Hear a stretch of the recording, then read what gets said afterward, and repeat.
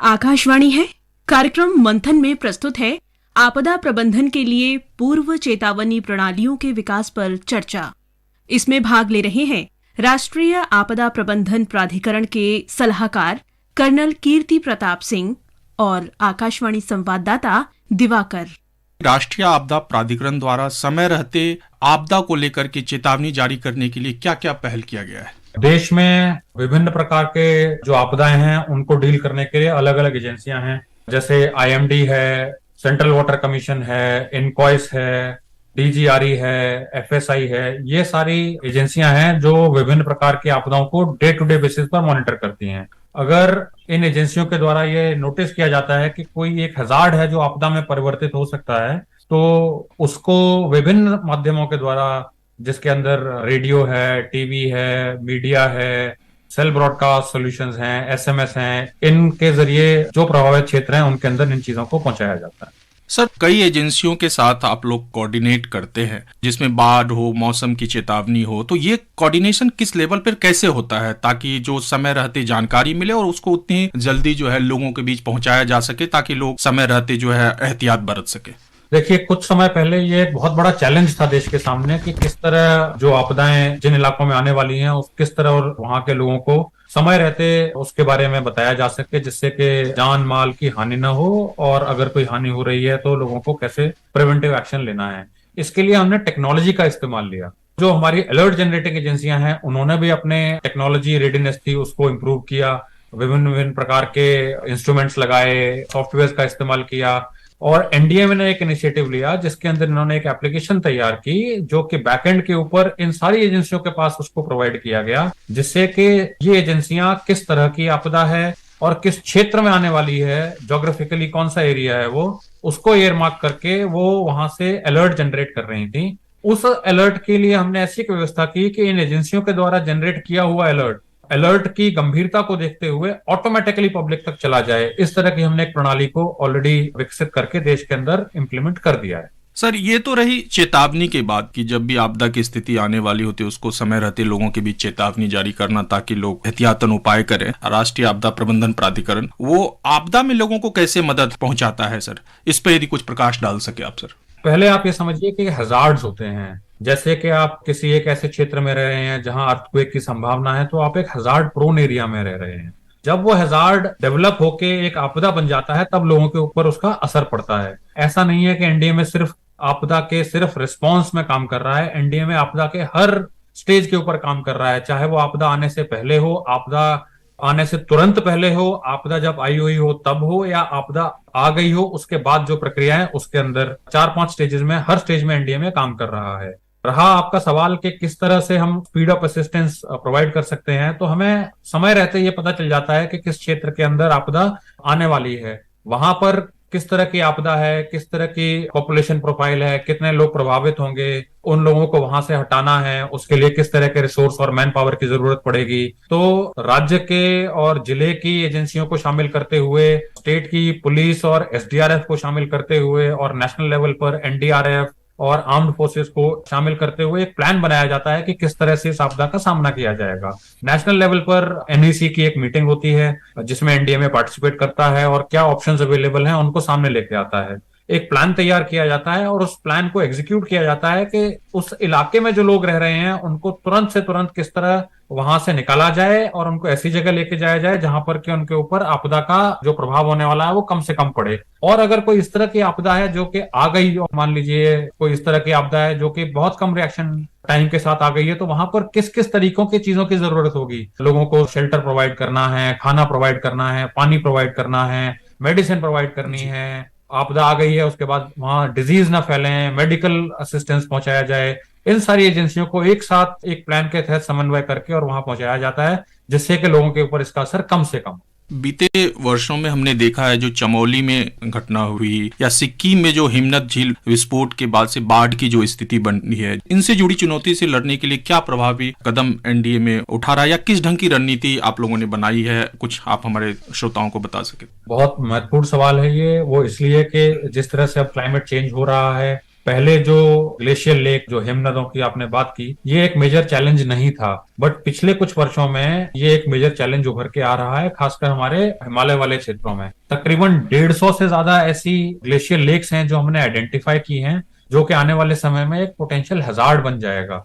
सारे जो identified lakes हैं, इनकी डे टू डे मॉनिटरिंग का काम एनडीएमए ने ऑलरेडी इसरो, जो हमारी स्पेस बेस्ड एजेंसी है, उनके साथ शुरू कर दिया है। साथ ही साथ हमारी मिटिगेशन डिवीजन जो है, उन्होंने एक प्रोजेक्ट स्टार्ट किया है, जिस प्रोजेक्ट में जो सिक्किम में आपदा आई थी, उससे कुछ दिन पहले ही वहां पर उन्होंने जाके कुछ इक्विपमेंट वगैरह डिप्लॉय किए थे, और वो उस स्टेज में थे कि वहां एक सेंसर सिस्टम पूरा लगाया जाए, बट वो पूरा लगने से पहले ही आपदा आ गई और वो सेंसर वगैरह भी उसमें काफी प्रभावित हुए थे। बट एनडीएमए एक प्रोजेक्ट लेके आ रहा है जिसमें कि इन सारी लेकों का रियल टाइम 24/7 मॉनिटरिंग की जाएगी। एक सॉफ्टवेयर डेवलप किया जा रहा है जो कि नीचे वाले इलाकों में जहां ये पानी बह के जाएगा, किन लोगों को, किन क्षेत्रों में किस तरह की उनको हानि होने की आशंका है, और अगर इस तरह का कोई हैजार्ड रियल लाइफ में मैनिफेस्ट होता है तो कम से कम समय में लोगों को किस तरह चेतावनी देके और उनको किस तरह हैजार्ड के रास्ते से अलग किया जाए जिससे कि जान माल की हानि कम से कम हो, इसके ऊपर एनडीएमए एक प्रोग्राम जल्द ही लॉन्च करने वाला है। तो क्या सर कुछ ऐसे हिमनद है जिसको आपने आइडेंटिफाई किया है जो बिल्कुल प्रोन कह सकते हैं कि बिल्कुल रेड जोन की तरह है, आपने आइडेंटिफाई किया, यदि आप कुछ शेयर कर सके सर? इनकी कैटेगराइजेशन इस तरह नहीं है। देखिए, इसके अंदर बहुत सारे फैक्टर्स होते हैं जिनको के स्टडी किया जाता है, जो ये बता पाते हैं कि कौन सी लेक्स हैं जिनकी ज्यादा संभावना है बर्स्ट होने की।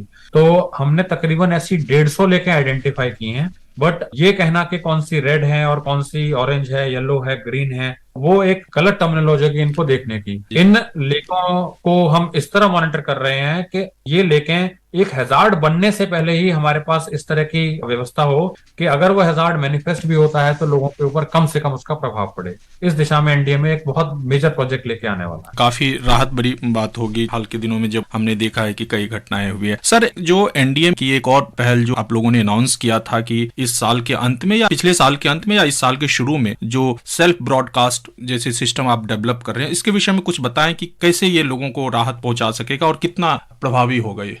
देखिए, अभी एनडीएमए के पास एक प्रणाली है जिसके अंदर अगर अलर्ट्स हैं उनको लोगों तक एसएमएस के जरिए भेजा जा रहा है। अलर्ट्स 4 प्रकार के हमारी एजेंसियां जनरेट कर रही हैं, जिसमें कि सबसे डेंजरस रेड है, उसके बाद ऑरेंज, येलो और नीचे आते जाते हैं ग्रीन, इस तरह करके उन अलर्ट्स का कैटेगराइजेशन है।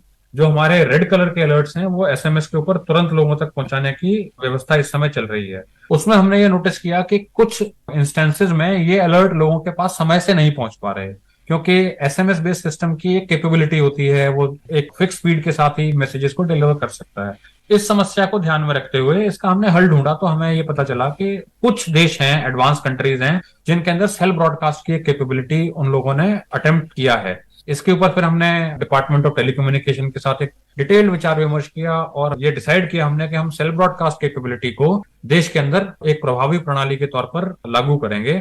इसके अंदर वो जो समस्या थी कि लोगों के पास एसएमएस सीक्वेंशियली धीरे धीरे करके डिलीवर हो रहे थे, वो हट जाएगा। ये आपको तकरीबन 8 से 10 सेकंड के बीच में अलर्ट जनरेट करने से 8 से 10 सेकंड के बीच में लोगों तक अलर्ट को पहुंचा पाएगा प्रभावी ढंग से। जो आपने टाइमलाइन की बात की, तो पिछले साल दिसंबर तक हमने इसकी डिपार्टमेंट ऑफ टेलीकम्युनिकेशन ने मोबाइल सर्विस प्रोवाइडर के लेवल पर टेस्टिंग खत्म कर ली है पूरे देश में।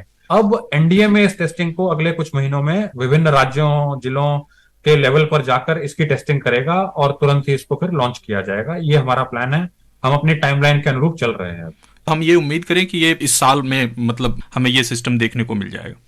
अवश्य अवश्य, ये हमारा एक मेजर प्रोग्राम है जिसके ऊपर हमें डिपार्टमेंट ऑफ टेलीकम्युनिकेशन और कंसर्न मिनिस्ट्री से बहुत अच्छा सपोर्ट मिल रहा है। इस साल में डेफिनेटली ये लॉन्च हो जाएगा। आपके पास मोबाइल है और यदि जहां तक जानकारी है कि यदि आपका मोबाइल फोन स्विच ऑफ भी है तो फिर भी ये हैजार्ड की स्थिति में आपको अलर्ट दे पाएगा?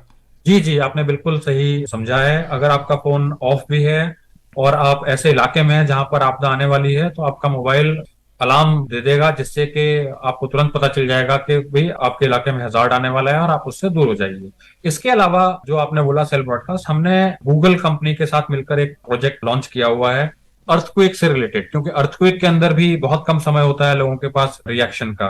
वो हमने पिछले साल लॉन्च किया था, आई थिंक सितंबर या अक्टूबर के अंदर, जिसमें जिन देश के इलाकों में 4.5 लेवल से ऊपर के अर्थक्वेक आए हैं वहां उस सिस्टम ने ऑटोमेटिकली अलर्ट भी जनरेट किए हैं। तो उसके अंदर भी यही है कि अर्थक्वेक आने से 5-10 सेकंड पहले आपको तुरंत अलर्ट मिल जाएगा। और एक स्टडी ये बताती है कि अगर आपको 5-6 सेकंड पहले भी अलर्ट मिल जाएगा अर्थक्वेक के, तो लोगों के पास रिएक्शन टाइम होता है अपने जान का बचाव करने के लिए। तो काफी सारा काम हो रहा है देश में इस सूचना तंत्र को इम्प्रूव करने के लिए। सर, एक और जो समस्या रही है कि आपदा के समय में बैंडविड्थ की समस्या रही है, और ताकि इससे लोगों को तुरंत जानकारी और सूचना पहुंचाने में एक परेशानियों का सामना करना पड़ता है, तो इस चुनौती को वो एनडीएमए कैसे डील कर रहा है? आपने एक जेनरिक स्टेटमेंट की, मैं क्वालिफाई करूंगा। जब पिछले साल हिमाचल में आपदा आई थी तो उस समय हिमाचल के कुछ जिले 5 से 7 दिनों के लिए कट ऑफ हो गए थे कम्युनिकेशन नेटवर्क से। तो हमने वहां से एक सीख ली कि भाई हमें इस तरह की प्रणाली बनानी पड़ेगी कि जो टेरेस्ट्रियल नेटवर्क्स हैं इनको तो हम इस्तेमाल करेंगे ही करेंगे, बट हमें सैटेलाइट बेस्ड नेटवर्क्स के ऊपर भी जाना पड़ेगा, जिससे कि अगर टेरेस्ट्रियल नेटवर्क को हानि हो जाती है तो सैटेलाइट के थ्रू भी लोगों तक इंफॉर्मेशन पहुंचाई जा सके। इसके लिए हम national remote sensing centre NRSC Hyderabad और इसरो इनके साथ मिलकर काम कर रहे हैं। जल्दी इस समस्या का समाधान भी निकाल लिया जाएगा।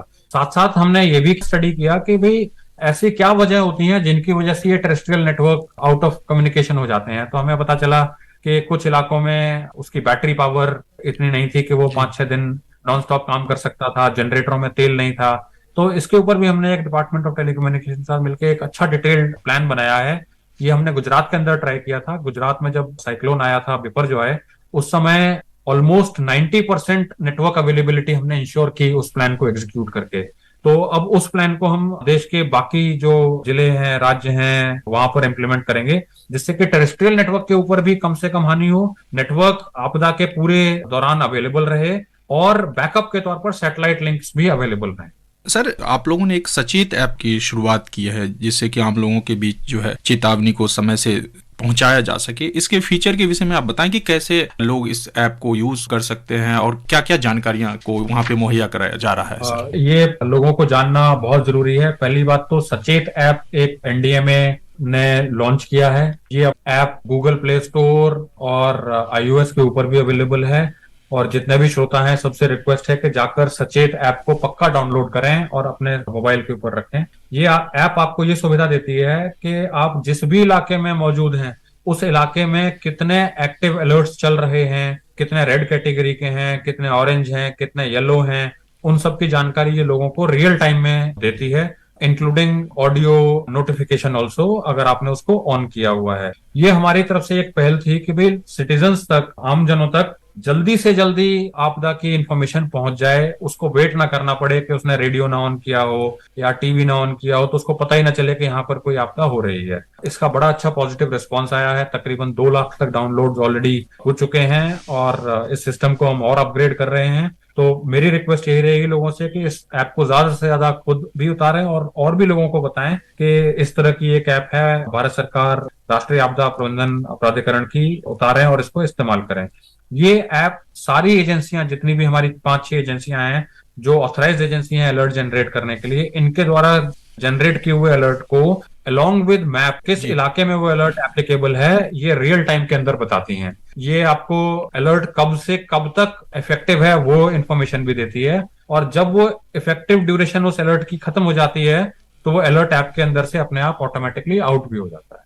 सर, यदि क्षेत्रवार बता सकें कुछ तो कि भारत के इतने राज्य हैं कि किन राज्यों में अभी इस समय इस ऐप का ज्यादा से ज्यादा लोग यूज कर रहे हैं? ये सारे राज्यों में अच्छे से इस्तेमाल हो रहा है और दिन प्रतिदिन इसके डाउनलोड्स और सब्सक्राइबर बेस बढ़ते जा रहा है। जिस दिन हमने इस ऐप को लॉन्च किया था लास्ट ईयर मार्च अप्रैल में, तो इस ऐप को लॉन्च करने के पहले 15-20 दिन के अंदर ही बहुत सारे डाउनलोड्स हो गए थे और हमें सिस्टम को अपग्रेड करना पड़ा था C.DOT और NIC की मदद के साथ। रही बात रीजनल कवरेज की, तो ये ऐप आपको जितनी भी हमारे नोटिफाइड लैंग्वेजेस हैं 18-19 सारी लैंग्वेजेस को कवर करता है।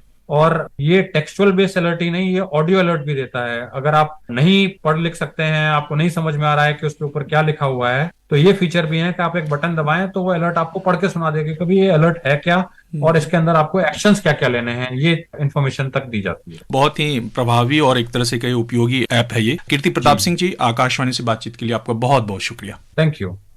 अभी आप सुन रहे थे आपदा प्रबंधन के लिए पूर्व चेतावनी प्रणालियों के विकास पर चर्चा।